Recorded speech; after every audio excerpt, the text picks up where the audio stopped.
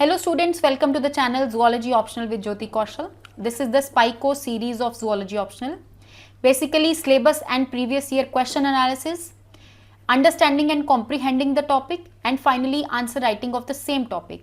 So we are analyzing UPSC 2025 Mains Zoology Paper 1. The topic for today is book lungs. This is the second lecture. In lecture 1 we have already covered metagenesis. If you have not watched it, you can watch it. So now first let's look at the syllabus and previous year questions. So this is the syllabus of Zoology Paper 1. The unit is non-chordata and chordata. The topic is the arthropoda and the subtopic is vision respiration in arthropods. The organisms are prawn, cockroach and scorpion. Now book lungs जो हैं वो respiration in arthropoda में जो organism scorpion है यहाँ से पूछा गया है. तो बेसिकली स्कॉर्पियन के अंदर जो रेस्पिरेटरी ऑर्गन है that is the book lungs from where the question has been asked.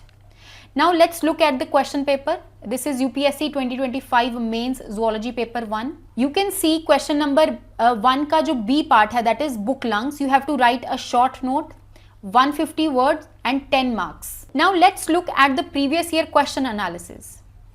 अगर मैं बुक लंग्स के बारे में बात करूं तो बुक लंग्स सबसे पहली बार इस साल पूछा गया.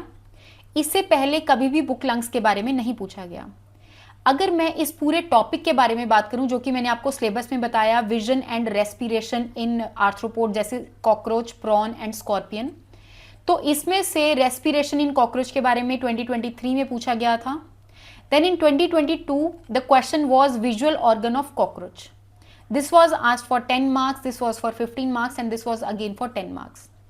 So you can see जो सब टॉपिक है आपका उसमें से क्वेश्चन पूछा जा रहा है. ऑल्टरनेटिवली अलग अलग टॉपिक्स जो हैं उसमें से उठाए जा रहे हैं. तो नेक्स्ट हम आते हैं टॉपिक की अंडरस्टैंडिंग के बारे में. So let's just understand the topic now. So now what are book lungs. Book lungs जो हैं वो बुक की पेजेस की तरह दिखती हैं, इसीलिए इनका नाम बुक लंग्स रखा गया है. बुक लंग्स जो है ये एक रेस्पिरेटरी ऑर्गन है. किसके अंदर है ये रेस्पिरेटरी ऑर्गन है? तो एनिमल किंगडम के अंदर एक फाइलम है दैट इज आर्थ्रोपोडा. इस आर्थ्रोपोडा के अंदर एक सब फाइलम है दैट इज चेलिसरेटा. इस सब फाइलम के अंदर आपको एक क्लास देखने को मिलेगी दैट इज अरैकनिडा. तो इस अरैकनिडा के अंदर अलग अलग ऑर्गेनिज्म है जैसे कि एक स्कॉर्पियन हो गया और एक स्पाइडर हो गया. इन दोनों ऑर्गेनिज्म के अंदर जो रेस्पिरेटरी ऑर्गन है that is the book lungs. तो अगर मैं स्कॉर्पियन के बारे में बात करूं तो स्कॉर्पियन का ये एक एब्डोमिनल रीजन है. यहाँ पे आपको डिफरेंट सेगमेंट्स जो हैं वो देखने को मिलेंगी. तो यहाँ पे आपको देखने को मिलेगा कि यहाँ पे 4 पेयर ऑफ बुक लंग्स जो हैं इसके मीजोजोमेटिक सेगमेंट में प्रेजेंट हैं. तो टोटल 7 मीजोजोमेटिक सेगमेंट्स होती हैं स्कॉर्पियन की. इसमें से जो 3rd, 4th, 5th and 6th segment है इसमें each pair of book lungs जो है वो आपको देखने को मिलेगा. अगर मैं इस बुक लंग्स के स्ट्रक्चर के बारे में बात करूं तो आपको कुछ ऐसा सा स्ट्रक्चर देखने को मिलेगा. तो यहाँ पे आपको एक ओपनिंग देखने को मिलेगी जिसको हम स्टिग्मेटा बोलते हैं. फिर एक चैम्बर है जिसको हम एट्रियल चैम्बर के नाम से जानते हैं. उसके बाद आपको एक पल्मनरी सैक देखने को मिलेगा जिसके अंदर आपको अलग मतलब बहुत ज़्यादा फोल्ड्स देखने को मिलेंगे. 150 के अराउंड ये फोल्ड्स प्रेजेंट होते हैं. तो इन फोल्ड्स को हम लेमिला के नाम से जानते हैं. तो अगर मैं लेमिला के अंदर भी बात करूं तो एक तरफ तो आपको लेमिला जो है वो ब्लड से फ्लडेड मिलेगा और दूसरी तरफ जो लेमिला है वो एयर से फ्लडेड मिलेगा. और अल्टीमेटली यहाँ पे इन लेमिला के बीच में एयर और ब्लड वाले पोर्शन में आपको एक्सचेंज ऑफ गैसेस देखने को मिलेंगी और ब्लड के अंदर जो गैसेस हैं फिर वो डिफ्यूज हो जाएंगी. तो अगर मैं इसके मैकेनिज्म के बारे में बात करूं तो मैकेनिज्म कुछ इस तरीके से है कि इसके पास ना 2 टाइप की मसल्स होती हैं बुक लंग्स के पास. एक है डॉर्सो वेंट्रल मसल्स और दूसरी है एट्रियल मसल्स. जब ये मसल्स कॉन्ट्रैक्ट और रिलैक्स होती हैं तो उसकी वजह से जो पल्मनरी सैक है ये भी कॉन्ट्रैक्ट या फिर रिलैक्स होता है और अल्टीमेटली जो गैसेस हैं वो फिर डिफ्यूज हो जाती हैं. तो अगर मैं ब्रीद इन मैकेनिज्म के बारे में बात करूं तो सबसे पहले तो जो डॉर्सोवेंट्रल मसल्स और एट्रियल मसल्स हैं ये रिलैक्स्ड रहेंगी. अल्टीमेटली जो स्टिग्मेटा है इस ओपनिंग के द्वारा ऑक्सीजन जो है वो इनलेट से अंदर जाएगी, एट्रियल चैम्बर में जाएगी, फिर यहाँ से इंटरलेमिलार स्पेसिस के बीच में जाएगी और अल्टीमेटली ये जो इंटरलेमिनार स्पेसेस हैं, फिर ये जो ऑक्सीजन है वो इंटरलेमिनार स्पेसेस के बीच में जाएगी और वहां से ये डिफ्यूज हो जाएगी ब्लड में और अल्टीमेटली जो ब्लड है वो ऑक्सीजनेटेड बन जाएगा। दूसरी तरफ अगर मैं ब्रीद आउट के मैकेनिज्म के बारे में बात करूं तो यहां पर जो डॉर्सोवेंट्रल मसल्स हैं पहले वो कॉन्ट्रैक्ट हो जाएंगी। अल्टीमेटली ब्लड में से जो कार्बन डाइऑक्साइड है उसको फोर्स किया जाएगा कि वो ब्लड के लैमिनार स्पेसेस में जाए और वहां से इसको फोर्स आउट किया जाएगा कि वो इंटर लैमिनार एयर स्पेसेस के बीच में जाए और अल्टीमेटली कार्बन डाइऑक्साइड जो है वो एट्रियल चैम्बर में जाता है और आउटलेट के द्वारा ये बाहर आ जाता है। दैट मीन्स स्टिग्मेटा जो है उसके द्वारा कार्बन डाइऑक्साइड जो है वो ब्रीद आउट हो जाती है। नाउ फर्दर अगर मैं बुक लंग्स के एवोल्यूशन के बारे में बात करूं तो जो आर्थ्रोपोडा है, सबसे पहले तो आपको देखने को मिलेगा कि एक्वेटिक आर्थ्रोपोड्स होते थे। धीरे धीरे ये जो आर्थ्रोपोड है वो टेरेस्ट्रियल मतलब कि लैंड पर आने लगे और अल्टीमेटली उनके जो ऑर्गन्स हैं वो भी इवॉल्व कर गए। एक्वेटिक आर्थ्रोपोड के अंदर आपको बुक गिल्स देखने को मिलेंगी और टेरेस्ट्रियल आर्थ्रोपोड के अंदर जैसे कि अरेकनिडा है उसके अंदर आपको बुक लंग्स देखने को मिलेगी। तो बुक गिल्स जो है वो बुक लंग्स में इवॉल्व हुई और अल्टीमेटली जो अच्छे टेरेस्ट्रियल आर्थ्रोपोड्स बन गए, अच्छे से जो इवॉल्व हो गए, उनके अंदर एक और सिस्टम आपको देखने को मिलेगा, that is the tracheal system, जो कि आपको कॉकरोच के अंदर देखने को मिलता है। So this is the evolution of book lungs कि वो बुक गिल्स से इवॉल्व हुआ और अल्टीमेटली ट्रैकियल सिस्टम पर जाकर इवॉल्व हो गया।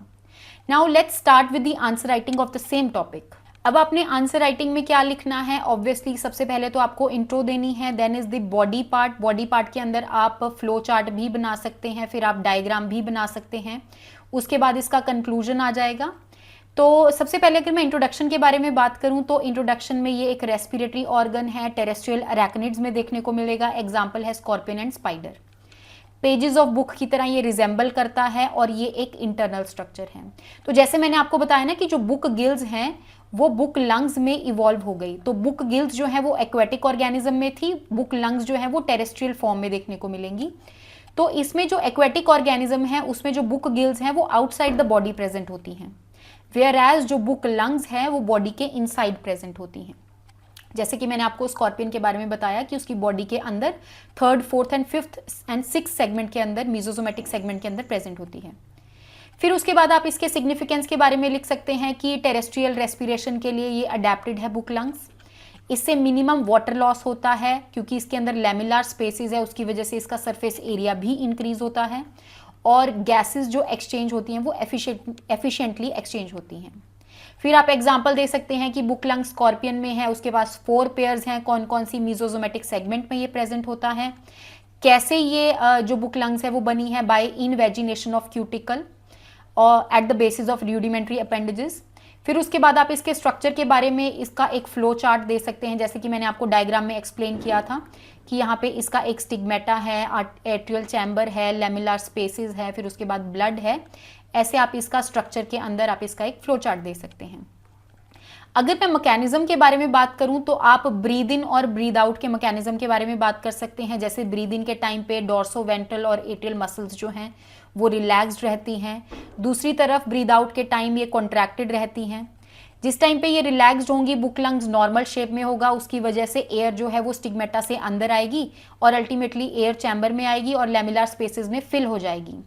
वहाँ की मेम्ब्रेन से गैसेस का एक्सचेंज होगा ब्लड में और गैसेस जो है वो ब्लड में आ जाएगी और अल्टीमेटली जो ब्लड है वो ऑक्सीजनेटेड बन जाएगा। दूसरी तरफ अगर मैं कॉन्ट्रैक्शन के बारे में बात करूं तो जिस टाइम पे मसल्स कॉन्ट्रैक्टेड रहती हैं बुक लंग्स भी कॉन्ट्रैक्टेड रहेंगी, उसकी वजह से बुक लंग्स का जो साइज है वो थोड़ा सा डिक्रीज हो जाएगा और अल्टीमेटली ब्लड के अंदर जो कार्बन डाइऑक्साइड है उसको फोर्स आउट किया जाएगा कि वो लैमिनार स्पेसेस में फिल हो जाए। तो ब्लड से जो कार्बन डाइऑक्साइड है वो फोर्स्ड आउट होगी, इंटरलैमिनार स्पेसेस में जाएगी, वहां से एट्रियल चैम्बर में जाएगी, स्टिग्मेटा में जाएगी और अल्टीमेटली एयर जो है वो कार्बन डाइऑक्साइड जो है वो ब्रीद आउट हो जाएगी। तो फिर आप इसका एक डायग्राम बना सकते हैं। यहाँ पे आप बुक लंग्स के ऐसे पेजेस करके दिखा सकते हैं, एट्रियल चैम्बर दिखा सकते हैं, फिर स्टिग्मेटा दिखा सकते हैं। दूसरी तरफ अगर मैं लॉन्गिट्यूडनल व्यू के बारे में बात करूं तो आपको एक बुक लंग जो है उसका डायग्राम बनाना पड़ेगा, इसके अंदर लैमिनार स्पेसेस बनानी पड़ेंगी, फिर थोड़ी सी आपको लेबलिंग करनी पड़ेगी और अल्टीमेटली ब्लड वाले पोर्शन में आप पार्शियल प्रेशर के बारे में भी बात कर सकते हैं कि यहाँ पे कार्बन डाइऑक्साइड का पार्शियल प्रेशर ज़्यादा होता है एज़ कम्पेयर टू ऑक्सीजन, जिसकी वजह से जो एयर है वो फोर्स्ड आउट होती है। In the same way atrial chamber के अंदर आपको पार्शियल प्रेशर ऑफ ऑक्सीजन जो है वो ज़्यादा देखने को मिलता है और कार्बन डाइऑक्साइड का जो प्रेशर है वो कम देखने को मिलता है। फिर हम बात करते हैं इसके कंक्लूजन के बारे में। तो कंक्लूजन में आप इसके एवोल्यूशन के बारे में लिख सकते हैं कि बुक लंग्स जो हैं वो बुक गिल्स से इवॉल्व हुई हैं और अल्टीमेटली बुक लंग्स जो हैं फर्दर ट्रैकियल सिस्टम में इवॉल्व होंगी। एक्वेटिक आर्थ्रोपोड्स जो हैं वो टेरेस्ट्रियल फॉर्म में इवॉल्व होंगे और ultimately further efficient terrestrial arthropods जो हैं वो इवॉल्व हो जाएंगे। इन द सेम वे इनके जो रेस्पिरेटरी ऑर्गन्स हैं ये भी इवॉल्व हो जाएंगे। So that is all for the topic. हमने इसका सिलेबस देखा, हमने इसके प्रीवियस ईयर क्वेश्चंस देखे, फिर उसके बाद हमने टॉपिक के बारे में अंडरस्टैंड किया और अल्टीमेटली हमने इसकी आंसर राइटिंग की। सो आई होप आपको यहाँ तक टॉपिक समझ में आया होगा। That is all for today. See you in the next lecture.